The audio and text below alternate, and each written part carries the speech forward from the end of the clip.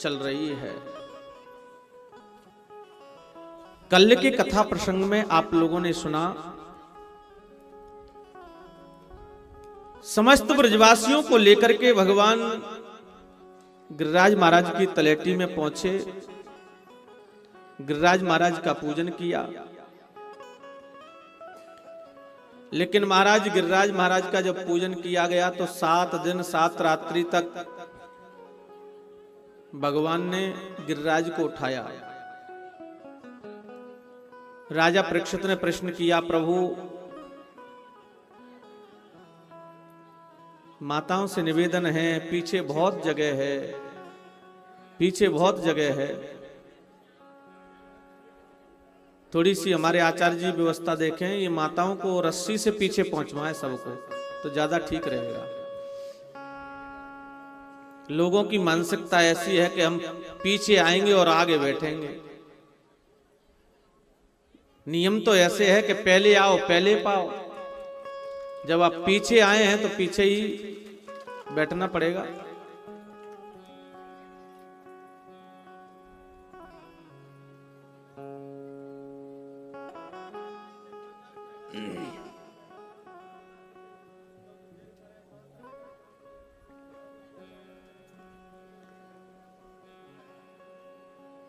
परमात्मा की कथा का अनुसरण कर रहे थे राजा परीक्षित। राजा परीक्षित ने कहा कि 7 दिन 7 रात्रि तक क्यों गिरिराज को उठाया? तो बड़ी सुंदर बात कहते हैं कि जब भगवान ने, कृष्ण ने ब्रजवासियों के द्वारा गिरिराज की पूजा की, इंद्र को पता चला कि मेरी पूजा छोड़ करके इन ब्रजवासियों ने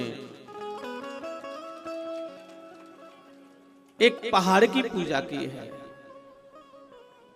तो महाराज आज इंद्र देवता के जो गण हैं उनको आदेश दे दिया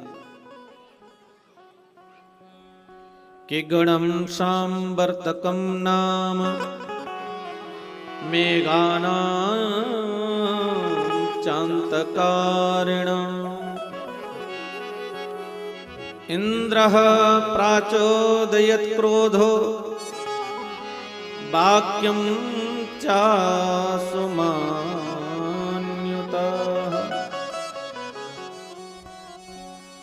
गणम सांवर्तकम नाम मेघानां चान्तकारिणम्।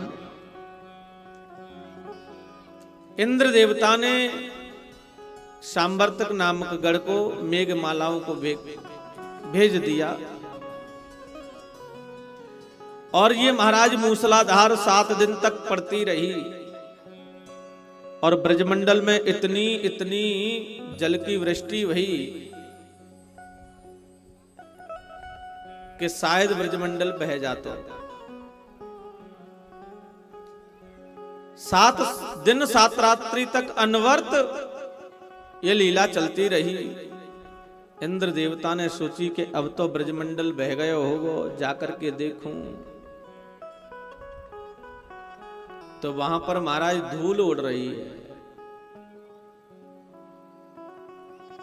धूल उड़ रही है। धूल को देख करके महाराज इंद्र देवता चकित रह गए। तो सुखदेव स्वामी से राजा परीक्षित ने प्रश्न किया, प्रभु इतनी वर्षा होने के बाद में भी धूल उड़ रही है, तो ये जल कहां गया?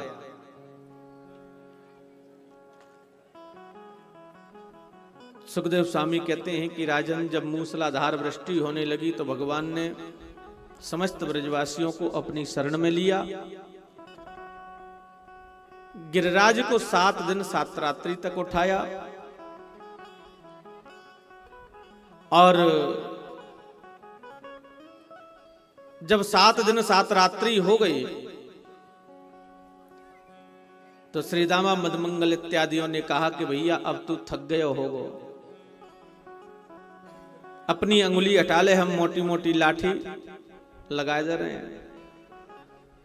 कन्हैया ने कहा कि देखो भैया, आप कितनी भी मोटी मोटी लाठी लगाओ, आ गिरिराज महाराज को धारण करनो तुम्हारे वश की बात ना है।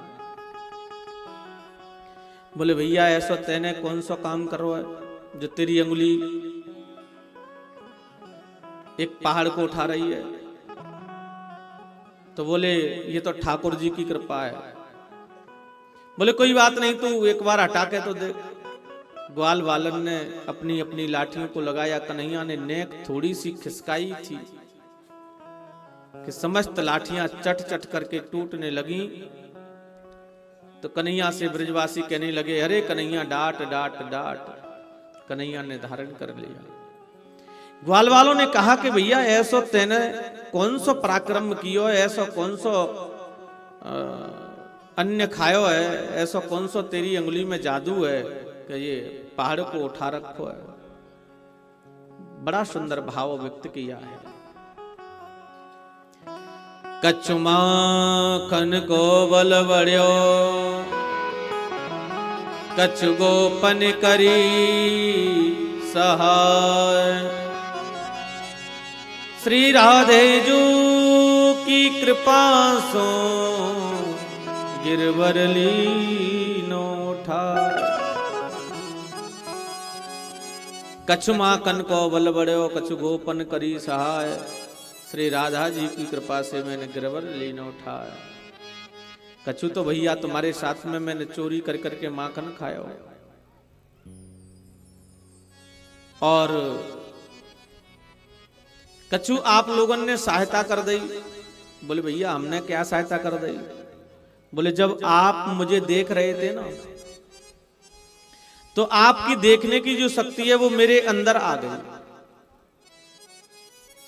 और मैंने राधा रानी की कृपा से गिरिराज को उठा लिया।